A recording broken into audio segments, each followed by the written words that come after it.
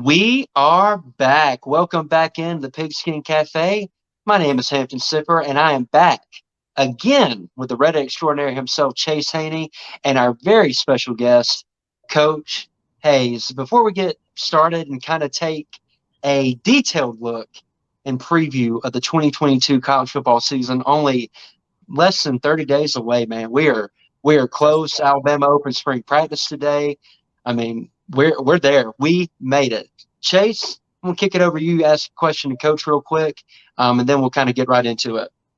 Yeah. I mean, dude, so good to be back. Love getting back in this rhythm. Hampton's tossed it to me really early on here in this podcast because Hampton's got on the Jaguars Raiders game that he didn't want to miss the third and fourth quarter of the first preseason game. That's always electric. Comes to the end of the game.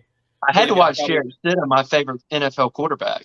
Yeah. I think everybody gets really excited about football is back. Then about after the first quarter, everybody's kind of like, all right, what do I usually do on a Thursday night? I mean, it wears off so fast. So I think we're very much looking forward to college football. But back here with Coach Hayes, which is just always such a fun guest. Hope you listened to part one, and really we wanted to kind of just help.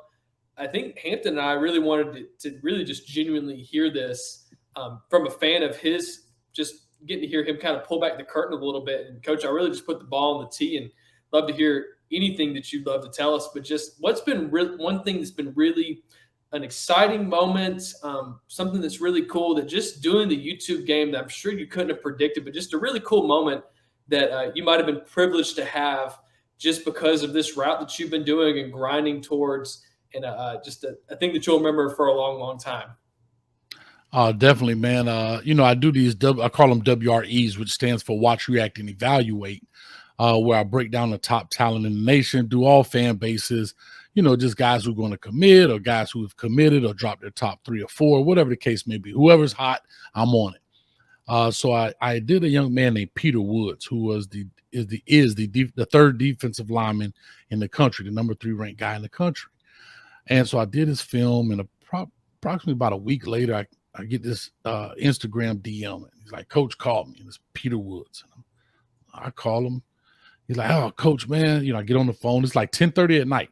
I'm like, he's like, "Oh, Coach, man, I thank you for the video, man. My family loves it, this, that, and the other." And I'm like, "Oh, man, I appreciate it." He's like, we chatted up a small talk, and he's like, "Coach, I want you to come to my commitment." I'm like, I'm here in Orlando. He's in Birmingham, Alabama. So I'm like, well, all right. So I was like, well, who's doing it? ESPN or what is it, 247 or whatever? He's like, no, just my mom. So I'm like, hey, man, let's make it. I just right then I just said, hey, man, let's make it big, man. Let's go live on the channel and let's make it big for you and your family. He was like, I love it, Coach. Talk to the mom. We worked it out. I jump on a plane, make it happen. We go there. It was phenomenal, man. The fans were there at Thompson High School. I don't know if you've ever been to Thompson High School in Birmingham, Alabama, but let me tell you something. It is phenomenal. It looks like a college. It really does. Facilities are outstanding and so forth. But anyhow, we do it live on the channel. Everybody's watching. We had like the exclusive rights, and reporters are there and so forth. Man, we had like 9,000 people in the chat watching it. It's got like around 30,000 views right now. And that kind of kicked off a new outlet on the channel. So we just did Jordan Castile, who committed to the University of Florida. I'm not going to say it just yet. I'm not sure when this broadcast, but we have a big one coming out on August 10th. So make sure you subscribe on the YouTube channel, man, so you don't miss it. You guys definitely going to watch that, and I think we're going to really have something. So I think we have something here, but that's huge that's going on the channel, and it shows that these players are starting to trust me and trust our channel and our fan bases for what we're doing, because we do have their best interest in mind. Hey, and I think that it comes back really just to the conversation we had last episode, where there are some people who only want you for your money aspect that you bring to their program, their network. And man, I hope that maybe even through just this small podcast that we're doing, people get to see your character, and that's why these guys love you, and that's why they look up to you. When you say something, they listen, and that's just something that you've got to earn. You can't buy. And so, man, thanks for sharing that. And I think that's just such a cool avenue of just the way that this is all come together. I mean, I know if you were to look back when you first started, you would never guess that it would have probably gotten to where it was a year ago. But then to hear just how, I mean, you were really making a name for yourself. Absolutely. We're excited that you'll even take time out of your day to do this with us. Hampton, Man, I though, appreciate it. yeah, absolutely. Hampton, you wanna drive this truck a little bit? I feel like I had some. I usually just sit back and ask y'all good questions and then see if I can't get you pitted against each other. But I think this one's a little bit more. This was a little bit more. We'll all kind of go at it. But I'll let you. Yeah, that's right. Yeah. Put him up. Hey, Bill Haney's son, right here. You remember that, Hampton? That's an Shout insult. out loud. There's some boxer right now who's killing it with my last name, and his dad is also the same name as my dad. So Bill Haney's son applies to me and this boxer who apparently keeps whooping all this tail. But it runs well in the genes, man. It runs well in the genes. Right. For sure. Now that side note made absolutely no sense to whoever was listening to this. Feel free to steer this. You take over. Yeah, well, before I get into that, I just want to add on to your point about Coach. Not only, you talking about can't faking it. The first word that comes to mind when I think about you is authenticity, and your stuff. And people can see that, and they can, with a world and a media space full of hot takes and clickbait, you're the antithesis of that. And so, we appreciate everything that you do for us by coming on, but also the great work you're doing with these recruits and their families. And I know that means a lot to them. So we will now move on. I'll put the truck in gear and let's drive. And we'll go to Hampton, Pigskin Cafe. Let's ride. Pigskin Cafe. Let's ride. Let's ride. I'm telling you, all I need is a football and a green screen, and we'd be good to go. But Coach, my first question I want to ask you, give me your boldest take, and not really, it can be a hot take, but give me your boldest take of the 2022 college football season, and give me a little bit of evidence as to why this is going to come true this year. All right, let me see here. All right, I'm going to go outside the white lines on this one. Uh-oh. I know you guys are Alabama fans. I get it. Nick Saban wins the national championship and retires in December. In December? I'm sorry, January. He retires in January. He retires in January. I forget, but he retires right after, goes on and get a little media career, calling some games or doing big time stuff. I think he wants to just beat Bear Bryant for the amount of championships as a single coach. I know he has one more than him now with the LSU championship, but he's tied currently with the Alabama. Right. So he wants to get the one more to kind of just solidify. Everybody wants to be the man on the mountain, right? I get it. And he does that because I don't, and especially the way today's going we talked about mega conferences is definitely going to be harder. So I think he'll be etched in stone for centuries to come, well beyond our lifetime in that sense. And I think that's what he's fighting for. That's my big take when it comes to kind of outside the lines and inside. I said they're going to win a natty. So there it is. Okay. And his name will be writ in crimson flame, as the fight song says. So I got a follow-up question to that. Okay. If he does retire, who is his replacement? Who's his replacement? Coach Hayes. Coach Hayes. Coach, I love it. Hey, that dude has, like fans say, hey, that dude has a YouTube channel. He can coach. Hey, let me do it. I love it. I don't know, man. I've been hearing a lot. I've been hearing the Dabo Swinney name kicked around the yard a little bit. That's just what you're hearing. But I can say that I don't have an answer because I don't know. But what I will say is whoever they get, oh boy, you're talking about a pressure job. Impossible job, really. And I'm trying to think of someone who is currently in the coaching field that's not young, but has some age, but has some longevity left, right? Like, a guy like 50s. Yeah. And I just can't think of a person that can say, okay, I can come in here, I got a 10-year deal in this deal. And I just don't know a guy that comes in there, because what you don't want to do is have a great career. Let's just take Dabble, for example. Mm-hmm. Dabble Sweeney has done an excellent job at Clemson. He comes in there and it doesn't work well. Now you tarnish your career. See, some guys not going to take it just because of what it can do on the back end. It could be a lot more risk than reward. Yeah. So I don't know, man. I don't know. Who do you think? I guess I'm gonna flip the question to the question. Did you guys really, diehard Bama guys? I'll let Chase go first, and then I'll put a bow on it, as he likes to say.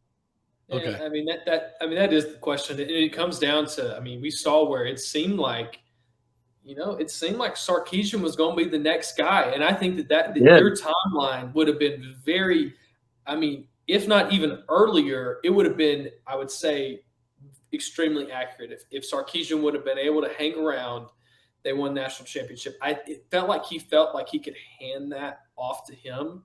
Mm-hmm. I don't know if him and Bob quite have that relationship. There might be some bodies in the closet a little bit from how he left the Houston Texans a little bit. I just don't really know. It doesn't seem like it's there yet. It might be, but I don't know if we could even say who's going to be the next guy. It'll probably be somebody from within, because the last thing you want is somebody to come in and just change everything, because that person's not going to really want to come in and do that. Like you said, it'll be too much. It'll be that their system didn't work and it's just this impossible job. But if there's somebody who's from within, it's kind of like, hey, he's still working with the same players. But I think that who we should probably be trying to think of, who's going to be the guy after the guy. That's probably going to be who's more, good point. Who the fit is going to make more sense. That's kind of how I see it. Man, it'd be cool to see. I can't even, dude, it's been so long since we talked college football. I can see this dude's face. We can't even think of his name. The guy at Cincinnati. Luke Fickell? Yeah, Fickell. I mean, I think that's the kind of jump, though, that you would really consider. I think in Aranda at Baylor, that's the kind of person that you would consider. But I don't think that really, again, I could see some of those guys coming right after him, but I could really see it coming after the guy who replaces Saban. So, Hampton, looks like I stole your guy. What do you think? It sounds like Aranda's probably it. What do you think? Well, Aranda's up there. But number one on my list is clearly the man, the myth, the legend, Pete Golding, for sure. Yeah, that's right. 100%. I'm totally kidding, by the way. Boy, you scared me, boy. I got coach. I saw them eyes get big, man. No, like a deer in headlights. No, Pete Golding would not be on my list. Even though I think he's done a good job at defensive coordinator, unlike a lot of our fans. But a guy like Aranda, I think, would make a lot of sense. He's done an incredible job at Baylor in his short time there. I think he'll be able to recruit. He's coached in the SEC before. And I think I would be thrilled with that hire. You mentioned Bill O'Brien. I don't think that's as crazy as you made it out to be. And the reason I say that is I do think Saban and him have a pretty good relationship. And as a coach, not as a GM, if you separate the coach from the GM portion in Houston, he was a great coach. The problem came when he tried to do it all. That just never works out, hardly ever, unless you're Bill Belichick, who, he has a questionable record drafting in the past few years, but I digress. But I think Bill O'Brien, with the work he did at Penn State after Paterno, that program was at the bottom of the barrel. He did a great job coming in and kind of elevating them to prominence a little bit better, and making it an easier transition for James Franklin to come in there and kind of elevate it even more. I mean, he turned Christian Hackenberg into a second-round quarterback, for goodness sake. So I don't think he would be a bad option. Mario Cristobal, anybody? He might be a good option. But for real, my honest thing, I don't think Saban is – I think Saban will coach out the remainder of his contract. I think he's addicted to the process. He's addicted to being on a team. And I don't think he'll retire after another natty. Now, he may. And if he does, I'll have to take off work because I'll be an emotional wreck. But I don't think I'll have to do that for another 4 or 5 more years. So I like the take, though. Very bold take. So I really like it. Chase, you got anything before we move on to the next? I was going to ask what your hot take was. Oh, my hot take? Yeah, I'd love to hear it. So I'm not officially submitting a prediction for week 1. I got to do more research and I got to do more work. But my prediction is that Bo Nix is going to have a really good year at Oregon. And I think he's going to prove that Gus Malzahn was hampering his development, and the personnel around him at Auburn throughout his time there didn't help it as well, because he never had a good offensive line. He's never really had great weapons other than Seth Williams, who, he's a good college receiver. I don't think he's an elite guy. And I think at Oregon, they're going to be able to run the ball. Mario recruited the OL well there. I think they're going to have a good system around him to really accentuate what he does well. And I think he's going to do better away from the pressure of being Pat Nix's son at Auburn and having to live up to that legend. I think he sometimes almost put too much pressure on himself, trying to always make the big play. And I think that coaching staff is going to make him play with structure, play within the offense, and less kind of backyard ball. But I think if he has a really good year, there's a chance, I'm not officially saying it, that they could shock the world and beat Georgia week 1. That is my bold take of 2021. What do you think about that? And then give me yours, and then we'll move on to the next subject. Coach, I'll let you go first. I can agree with that. I mean, like I said, Bo Nix has gone through a lot. I mean, he goes over to Oregon. Coach Lanning goes over there, defensive guy, right? But he comes in. They need a quarterback. We know what they went through last year. I forget the gentleman's name that was playing, and I know Coach Cristobal had him there, but that was a very key piece to what they needed in order to win big games. And you saw Utah put it on them twice because they couldn't get the ball, cross the first down to keep the chains moving. A lot of missed errors. So no, that's a great pick, and it's out of left field for me because I wasn't even thinking that way. But yeah, great bold prediction. I love it, and I'll be watching too to find out. Yeah, you know it. Chase, what do you think, buddy? Man, honestly, it's funny you even asked me this, and I was like trying to think about it, and then caught myself.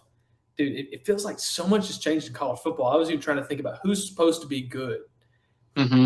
Here's what I'll say. This one isn't too bold or hot, but I will say this is a lukewarm take. Lukewarm?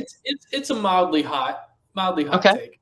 I think that USC and LSU will upset some people at how successful they are this year.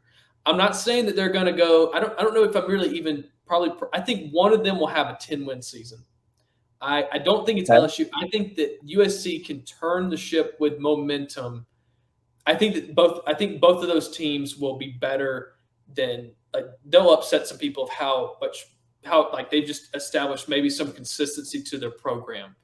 I think that's what I'll go with. I don't quite know if I'll stand behind that. It might be week 3 and it's like, all right, that's already out the window.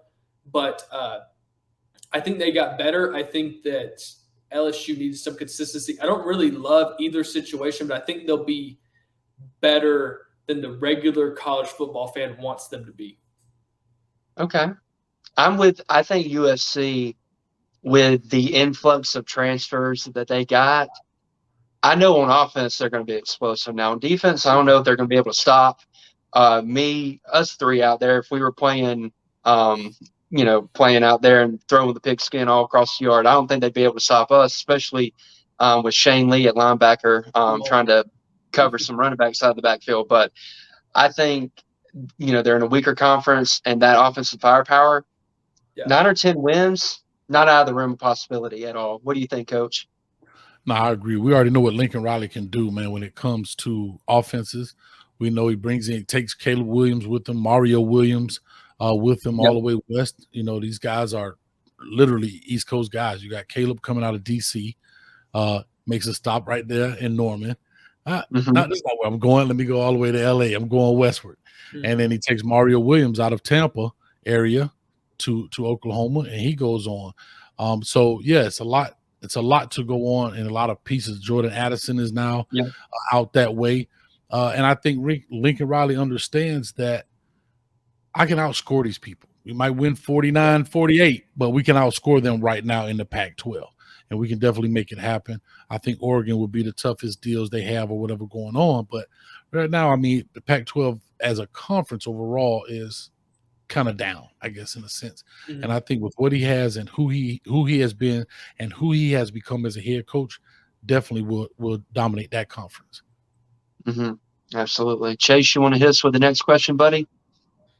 Yeah, I mean, yeah, I think that even what y'all said about USC, I could see that just being really clear. I think that they'll ride some really exciting wins, and even the games that they lose, it'll be like, well, they were supposed to lose those anyways. That's why I think they'll Mm-hmm. be more. I don't think their losses will hurt them that bad. Oh man, here we go. What's who do you think has the hot seat? The hot seat going into this year. Which coach has one more year to get it right, or it's going to be unfortunate circumstances? Coach, you got one that you're already thinking of, or do we need to go to Hampton first? No, I have one. All right, let's hear it. And I don't want to sound biased, but I think my man might have to fear the spear. He might be getting. Norvell. We're all thinking You it. know, I think that he's in. I don't know if he's in a tough spot. I don't know if he's in a situation because I don't know him well. I know he's coming out of Memphis. And I don't know his real background of where all he's been, but he's in a spot in quicksand. That's where he is right now. He thought he was going to walk into a great path, and wait a minute, as I'm walking, it's getting tougher and tougher, Mm-hmm. and I'm sinking and sinking. I mean, I don't know if the job is too big for him. I don't know if he has the right support staff. I don't know what's wrong there. But what I can tell you is I believe that Florida State is going through what Miami has been through a long time, that the admin are not supporting the program. That's why Jimbo packed his stuff up and left. Because you can't tell me that Florida State is not a more prestigious football program than Texas A&M at the time. But I think he understood the writing is on the wall. They don't want to build facilities. They don't want to get into this arms race like everybody else. And so I think he's falling into that. Florida's building. I mean, just think about the competition around you. Florida's building phenomenal facilities. Georgia's building. They've already had phenomenal stuff. Miami is now making pledges of $100 million towards new things, and they got the hype of the new coach. And so all of those schools are his true recruiting competition. I mean, you got LSU right here to the west that's killing you. Alabama right here. I mean, everybody around you is killing you on the outskirts, and you guys still got the beautiful brick stadium. Second largest brick structure in the world. Get it. But that's old now. That's done. And so recruiting, he's suffering. He's losing guys left and right. I mean, he's not bringing in guys. The fan base is starting to turn on him already. You know, it's becoming bad. And I think if he, Jacksonville State didn't help him either. Even though I know he beat Miami. Man. No. Yeah. but Jacksonville. But can I tell you something? Thank you, Mike Norvell. Thank you. Yeah. He gave you Mario. Hey, absolutely. Thank you for, I mean, hey, like I say, we can't see the, you can't see the stuff on sometimes it's right in front of you. But thank you, man. Appreciate it. Right. But but then you lose to Jacksonville State. Wow. Yeah. Mm-hmm. Absolutely. And he's got to fear the spear because it might be hitting. It's already back here ready to get chucked. It's just got to come out the hand, if you know what I mean. Hey, you know who fits in that role too? Right when Norvell gets fired, you know who the next man up is? Prime time. It could be. I honestly didn't think about him. That's totally fair. No, and it might be. It might be. This is what Gus Malzahn's been down there at UCF, recruiting well, putting together a good little team. If he can recruit from Orlando to Auburn, I mean that's Tallahassee. So I don't know. That's kind of an interesting replacement that I thought of. That I think that as they've seen the Auburn program that Gus left, and kind of like how Auburn has not really, like, it's more of a program issue, not really a coaching issue. He might get a second chance at a good job is kind of what I was more leaning towards. Might not be there, but that's just kind of a name I fit. Hey, if you can run an offense and recruit, I mean, Florida State might be pretty happy with you. What do you think? How does that land? Is that a good marriage, or what do you think if that were to happen? Real quick, I'll just simply say this. You are not wrong about Gus Malzahn. He has recruited. He just picks up John Walker out of Osceola High School. Huge. Yeah. Holy smokes. I'm talking about he's about this far down from a Peter Woods in my eyes. I just don't think he got the recognition, but his hands are great. His ability to get to the ball. He's 310 pounds. He's 6'3", and you got him literally to stay home. When I mean, Miami's 3 hours south, Florida State's 4 hours north, Florida is 2.5 hours north. I mean, and he stays literally, and then they pick up a big time corner in Braden Marshall there as well. So he's keeping a local guy. And they got a set of twins, the Harris twins, out of Lake Mary or Lake Brantley. I forget the one, but they can play. And so, yeah, he's picking up some big pieces at UCF that Florida State would probably love to have. So that's a great call there, Che. Great call. I appreciate it. Got to get one in every show. And do you mind if I go next for who's on the hot seat? Go for it, man. And I'll kind of more simply, I don't know if I could really give you all the stats behind this, but man, it's a guy who's kind of used to this. He's a name that is really exciting when he gets there, does funny interviews, but then once he's there for a few years, you're kind of like, I don't know if this is our guy. It's Mr. Mike Leach at Mississippi State. I don't know if he's going to survive that conference. If they get, I mean, he went through that thing where it was like everybody was leaving. He kind of like cleaned house a little bit, and it's not like he cleaned house and replaced it with better people. I mean, it just seems like he struggled a little bit, and I don't know how much longer. I don't think his leash gets longer this year. I think it gets a whole lot tighter. And I think that, again, Mississippi State's one of those teams that's kind of in that layer of, hey, who gets kicked out of the SEC if they start moving teams? It's just been a while since they've really contributed, really made a run. And even in a good bowl game, in my opinion, it's been a while. Like, when was the last time that they were, the top three of the SEC West? I mean, it's been 2014. Yeah, it was Dak Prescott, and that was almost like a one-off year. So, yeah.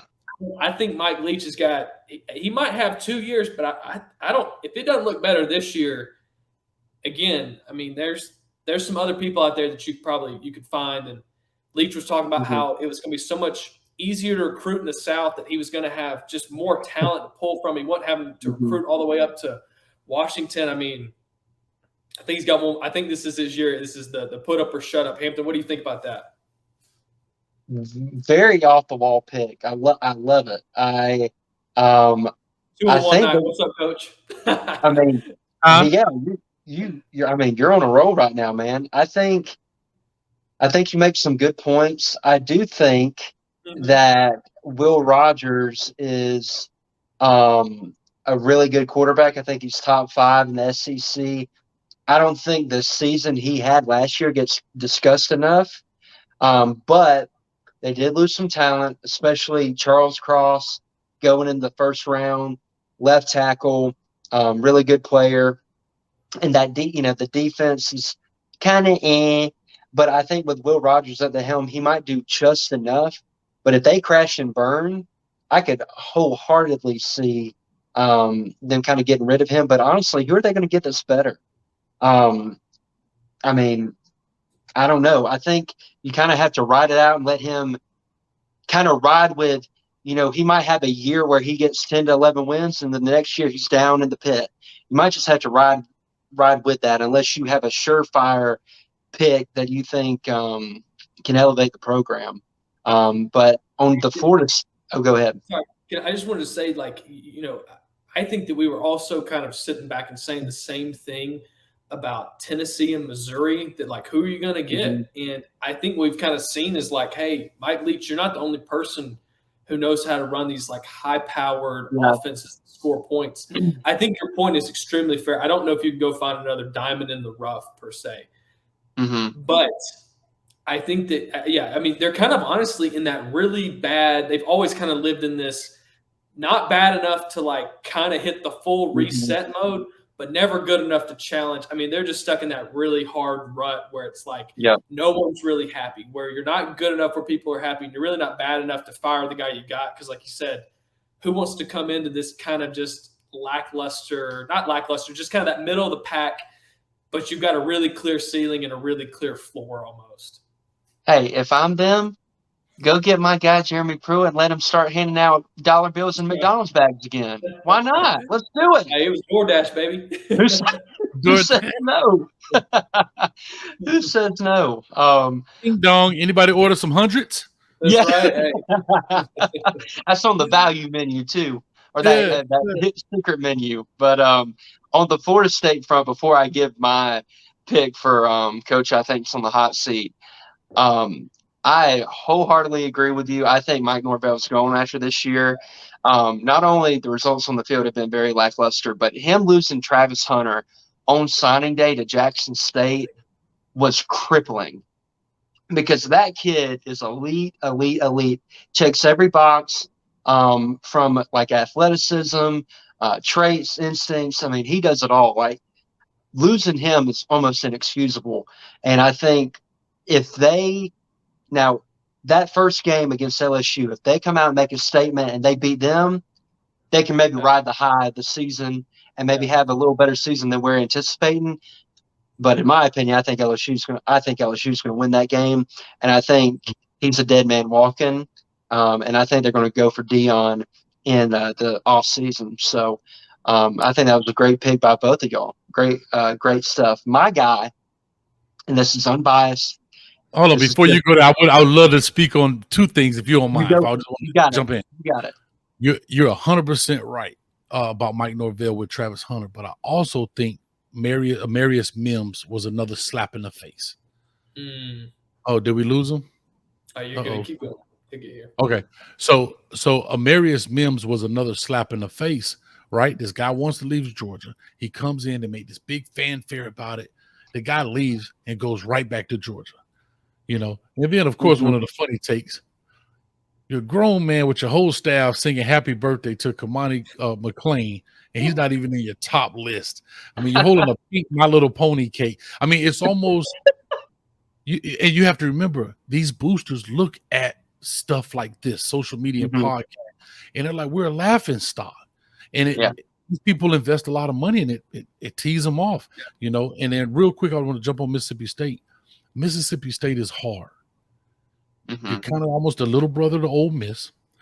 And your two major universities, you got probably the two most colorful characters out there. You got Lane Kiffin, and then you have Mike Leach. He's talking about pirates. This dude's talking about sailboats. I mean, he's got a puppy that he does with all the recruits, take pictures, and Lane Kiffin, and this guy's over here, our matey. So it's so tough, you know, and he's in a spot, you're in Mississippi. Look, again, just like Florida State, what are you battling? You're not only getting the leftovers throughout the state, but you're also getting leftovers throughout the surrounding states, the LSU, Oklahoma, Arkansas, Georgia, all of these states. And I'm looking right here. Their highest ranked recruit is a 3-star with a 0.89 ranking right now. Oof. I mean, and you got 13 guys committed already, and you got the highest guy you have is a 0.89. He's the 400th and best player in the nation. So it's very tough for him. So anyway, I just want to say that recruiting is going to be hard. And to you guys' point, I don't know if you can find anybody better, but unfortunately, boosters don't see it that way. They always think they can. And the only way I think you can is if you find a young up and coming coach, you know, that's got that fire behind him and stuff that can do it. But an older guy like a Leach or guys that's been around, that's a tough battle for those guys.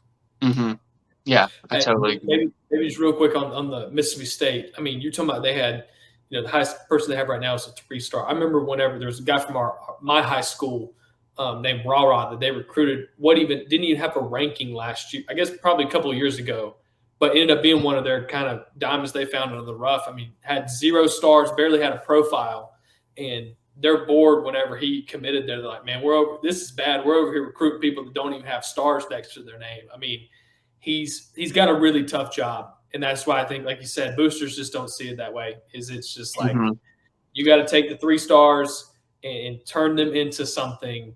And when you don't do that, I mean, you're in a tough spot. You hit the nail on the head. Yeah, and if you look at Mississippi, he's the 408th best player, but he's the 6th best player in Mississippi. Yeah. What does that tell you about the state of Mississippi's talent pool? Not great. Not great at all. Yeah. Well, my coach on the hot seat should not be a shock. It's Mr. Brian Harsin from Auburn. Now, I say this not as what I would do, but with the situation that happened in January, February, the attempted coup, as I like to call it, where they tried to get that man out of there after a year, um, the boosters are clearly not behind this guy. And not only do I not think Auburn's going to be a very talented team this year, I think arguably the team last year that they had might have been the most talented that they were going to have under Harson. And I say that because you look at their recruiting right now. I know they picked up a couple guys out of their Big Cat weekend, and there's rumors or whispers that they're going to flip Bo Hughley from Georgia, even though Georgia is feeling pretty confident that they still have his commitment pretty secure. Like, he's not recruiting at a high level. I don't think the on-field product that recruits are going to see is going to make them more eager to come and play for him. And then you got the boosters behind it all who, if he doesn't win at least 8 games, he's out. I mean, there's no question about it. Now, would I have that mindset? Absolutely not. A guy needs time to build the program his way. And I think, for all intents and purposes, he's trying to weed out the kids that aren't going to, fall in line and kind of share the same ideals and principles that he wants that program to have, from hard work, discipline, all that type of stuff. Kind of like what Saban did when he came to Alabama and he weeded out a lot of kids. I think Carson's trying to take that approach, and I think maybe you give him 2-3 years more, he can mold the program more into his vision of what he wants it to be, but I don't think he's going to get that opportunity because I think the boosters never wanted him. And, regardless of what Alan Green says of, oh, he was our number one pick, bogus. Your number one pick was Mario Cristobal, and he spurned you. Then you went to a couple other people, and Kevin Steele was hoping he'd get that job. Now he's in Miami with Mario. So, and you got stuck with Brian Harsin, who I think is a fine coach. I don't think he's an elite coach, and I don't think he's ever going to take Auburn to the heights that Auburn fans are expecting him to go. So Brian Harsin is my answer. Real quick, what do y'all think about that? And then we'll move on to our final topic for the show. I just quickly say, man, I totally agree. And just for honorable mention purposes, Scott Frost is steaming. Oh, great. Yeah. Hey, this is honorable mention. Honorable mention. Yeah. You're talking about, yeah. I don't know how he still has it. I mean, I have no idea. I mean, that was like a kid that was getting in trouble, and he was supposed to get 10 spankings, and somehow that man came out of there with not a spanking on his behind, dude. It makes I don't understand that one at all. Yeah, that was like, how does it already happen? I thought he's in the same.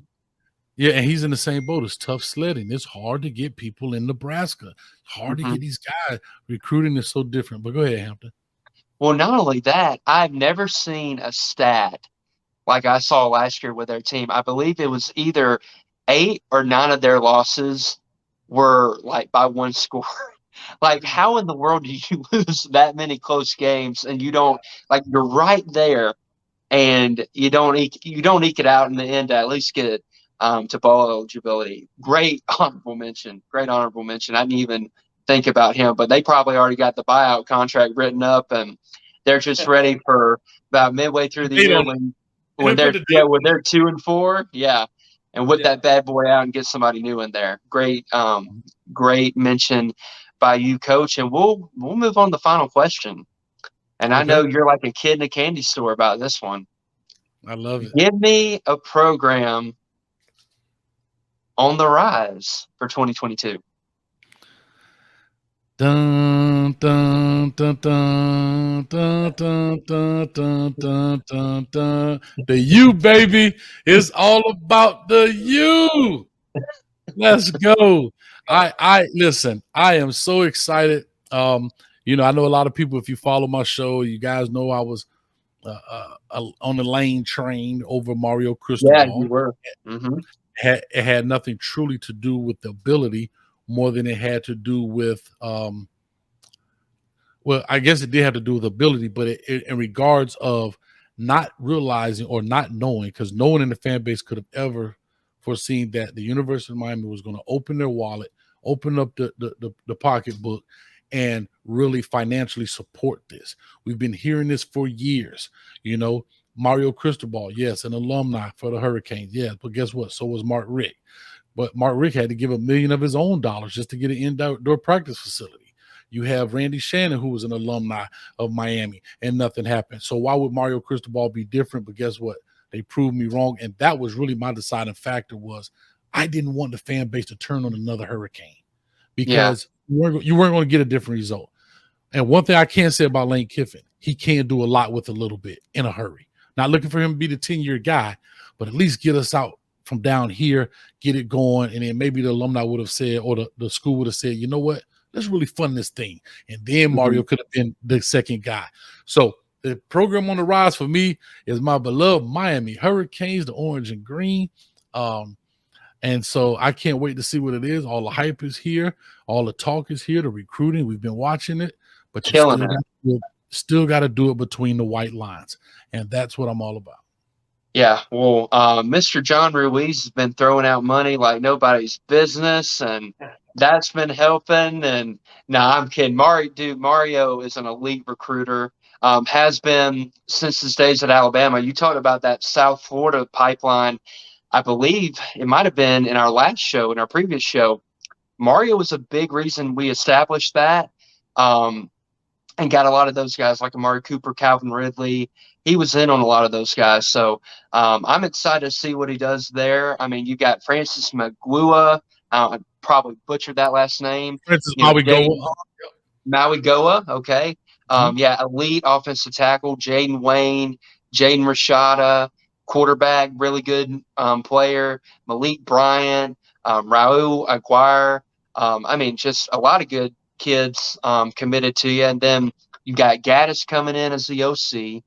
You've got Kevin Steele as the defensive coordinator, which I think that's a very solid staff.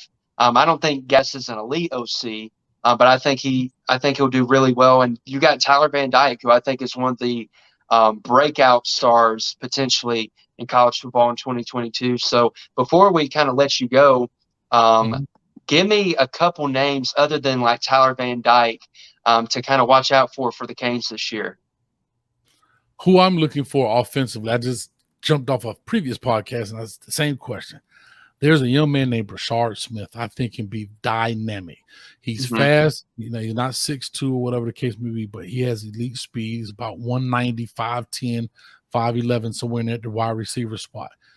He's a guy who can do journeyman things, but make elite moves with it, right? So we have a guy like Restrepo, right? The journeyman guy, go in there, take the hard hits, catch the ball across the middle, get up for the first down. But Rashard get that ball, I see you. He's going for 60. So I can't wait to see what Coach Gaddis does with him and how they game plan to use his skill set to win big games and create big plays. We've had a big problem with yak yardage in that sense. Yeah, we'll go up and catch a ball, but no yaks out of it. We'll catch the hitch, get tackled. I want to see a guy get it at 6-7 yards like a Devontae Smith and take that thing 60. And I believe he definitely can do that in that sense. On the defensive side, of course, we got the big 6'5" safety, James Williams. In that sense, we'll find out how he turns his game up with Kevin Steele being the safety coach, with Charlie Strong, the linebacker coach, and so forth. So I hope that defense come out biting, because tackling was a big issue for us, and we definitely have to fix that problem. Yeah. Last question for me, and then Chase, I'll kind of kick it to you to see if you have any more for Coach. Do you see freshman tight end Jaleel Skinner kind of coming in? I know you flipped him from Alabama right at the last second on signing day. A lot of upside for that guy. Do you see him playing any role in this offense? Definitely, right? So when you look at, of course, you have Will Mallory, who's the potential starter, right? The elder statesman in the room. Then you have Arroyo, who is kind of maybe next in line, and then Jaleel Skinner. Where you look at Josh Gaddis's offenses through his 3 years at Michigan, they kind of changed up. They did use some 12 personnel in there, meaning you having two tight ends on the field at the same time. But Jaleel Skinner also has a receiver skill set where he doesn't have to have his hand in the dirt, a big body. Not calling him Kyle Pitts, but Kyle Pitts ish, if that makes sense. Mhm. In that case. So yeah, I definitely see Jalil Skinner contributing to this, but year 2 of Mario Cristobal, he definitely would be a contributor because Will Mallory be gone. Gotcha. Chase, you got anything for Coach Yeah, I to mean, wrap us up? yeah, just simply maybe as I know we're talking just kind of Miami, talking recruiting.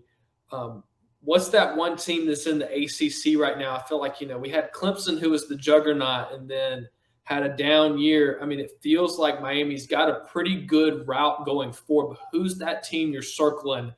Who might be better than most people think they're going to be this year? Maybe it's like the NC State. It doesn't feel like Yeah. Pittsburgh's going to be like. Who's the team you're kind of watching out for? Who's gonna, if you win that game, you're going far. But that's the pivotal moment, the pivotal game, kind of in the season. Good Who are you question. circling? Well, from the ACC standpoint, because we come off with Texas A&M game Yeah. 3, but Can't but wait. but kicking off our ACC run is UNC. We have not beat them, I think, in the past 4 years. And they're young. They're relatively young, right? I know they lost their quarterback in Sam Howell, but people don't realize how young they are. They still got good guys. Josh Downs at receiver, still got Tony Grimes on the corner. And this cat was starting in college. He should have been a senior, not even a freshman. He should have been a senior in high school. And this guy is starting at Power 5 football. So he's no joke. I mean, they got guys. And I think that will catapult us through the ACC run that we're going to have, because Coach Cristobal may be new to it, but these guys on his team are not. These seniors have been getting their teeth kicked in the past 3-4 years by UNC. So they need this W when it comes to, and it's early. Clemson is later on down the line. Well, can I just tell you, Coach, my Yes. hope is that you beat Texas A&M into the dang ground and embarrass them, and Jimbo looks for the rest of the season like he ain't shaved and looks like he's been coming off a little bit of a hangover. I hope you destroy him. Hold on, where is he with Coach those Haynes glasses? He be looking over his glasses. That's Yeah. right. Yep, absolutely. Well, Chase, you got anything else for Coach? Or Man, you think we're good to wrap it up? No. I think if I could just quickly maybe say one team that I think might get better this year. I think that Michigan has been trying their hardest to get to where they wanted to be, and they took such a step back. They lost coaches. The way that their season ended, again, they've been waiting so long with Harbaugh to get to where they wanted to go. And this could have been the year where they try to take one more step. I think they take a step back, but I think that Penn State gets back in the conversation. They had a really good recruiting year last year. I think that you're going to see a little bit. I think Penn State's going to be on the rise. I know we didn't really get a chance to go around and answer that question. I was just like, man, I mean, hearing you talk about Gaddis going to Miami, and it was just like, hey, Miami, hey, you got Cristobal, you got your guy. Like, do what you got to do to keep him happy, keep him there, because you don't want to end up like in Michigan where it's just like you fought this whole time just to see this flaky back and forth. Then everything ended up staying how it was, but you lost all the integrity. You lost good coaches. I think Penn State benefits from that. But I would just say, again, I think that Hampton and I want to see Miami do well for your sake. But honestly, I mean, they're playing teams like A&M, but also just to see a really fun team, that gridiron, come out of the ACC. So, Coach, we're pulling for y'all. Know that we're excited. Let's do it. Yeah, it's good for college football. It's good for college football having you back. It's good, man. And guys ask me every day, every show, and I'll just say this last piece in closing. Coach, what's your prediction for the year? I don't have one. I want Coach Mario Cristobal to set his own standard. Now, once the bar goes up, it never goes down. Whatever he goes through, right? If he's 8-4, 9-3, or God forbid, 6-6, I'm okay. Right? I'm just saying. But I have to see progression. I have to. Because what you don't want is come out 10-2, and then, like you say, year 2, 8-4, and you sputter out. You shot your wad at the beginning. You have anything left? And Lord, I don't know if we can pay out 10-year, $8 million, $9 million. I don't know. We're going to fight. We're going to ride that wave for a while. But anyway, guys, like I said, man, I really appreciate you guys giving me the opportunity to come on here, man, and just chop up some football with you guys, man. I really love what you guys are doing, and I also love the support that you guys give to the show as well. Absolutely, absolutely, Coach. Hey, like as you said with Coach Cristobal, coach me, Coach, like you say all the time on your show. Coach, Coach me, yeah. Coach. Yes, sir. Well, thank you again, Coach, for joining us for a two-parter, man. What a delight! And before we let you go, if you can mention where people can find you at and all the great work you're doing. You can find me on pretty much all platforms at Coach Hayes Football. Twitter is Coach Hayes FB. That's Instagram, Twitter. Now I even got a TikTok now with poor little Timmy on it. But you guys can go ahead and check me out anywhere. But we're primarily on YouTube. Right now, we have fun. We do Canes Talk Live on Sunday evenings, and during the season, we do a pre and a post game show, so you can catch us live there. And we do the Coach Me Coach podcast on Tuesdays at 8 o'clock with my man Dom Smith, who's a big Buckeye fan. So we have a lot of back and forth going on. And Monday through Fridays, you can catch your WREs, the Watch, React, and Evaluates, where we break down the top talent in the nation. And we've definitely got some Alabama guys coming up here. So I think we got a running back coming up soon that you guys just picked up.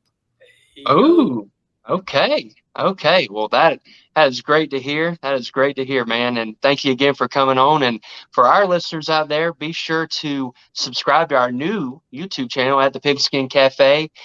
Be sure to click that notification bell, like our video, comment, and share with your friends. Be sure to subscribe to us on Spotify, Apple Podcasts, and Google Podcasts, and follow us on social media at the Pigskin Cafe for all the great stuff we have going there. The Pigskin Cafe will be closed for now, but until next time, chew on that.